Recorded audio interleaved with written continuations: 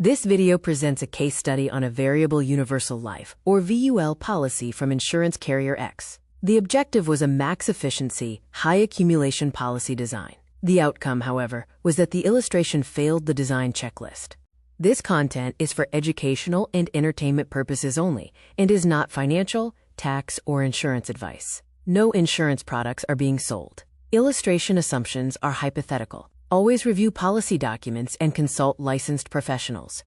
Our baseline design checklist includes minimum efficient face amount, level funding for 7 to 10 years, 95 to 99% guideline premium test, or GPT, utilization, and an intentional switch from option B to A early on.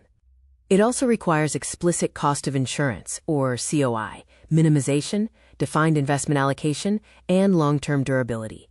Failure number 1 relates to the funding structure. The premium was illustrated at $7,000, but the funding drops early and the premiums end prematurely. This breaks compounding and raises the risk of a lapse. Failure number 2 is wasted GPT capacity. The guideline annual premium is not fully utilized, which means significant tax advantage space is unused. This results in a permanent efficiency loss, as agents can use 95 to 99% of the guideline annual premium. Failure number 3 is the misuse of the death benefit option. Option B is only used briefly for 7 years, with an automatic switch to option A. This is a default-driven setup, not one tied to GPT math or strategic design. Failure number 4 is good COI that is poorly utilized. The COI is low due to the insured's age and the face amount, and charges are reasonable. However, the funding stops early, fixed charges continue, and structural fragility increases. This is a funding failure, not a pricing failure. Failure number 5 involves generic investments. The illustration uses only a blended expense assumption, without a specific fund lineup, volatility logic, or a discussion of sequence risk. Durability red flags appear at both 4% and 0% gross rates.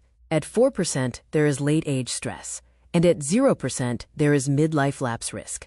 Funding discipline is required but not enforced in this illustration.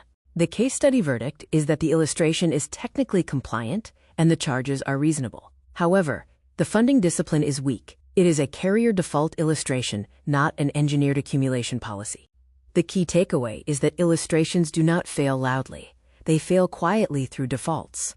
Always score an illustration against a dedicated checklist to ensure optimal design.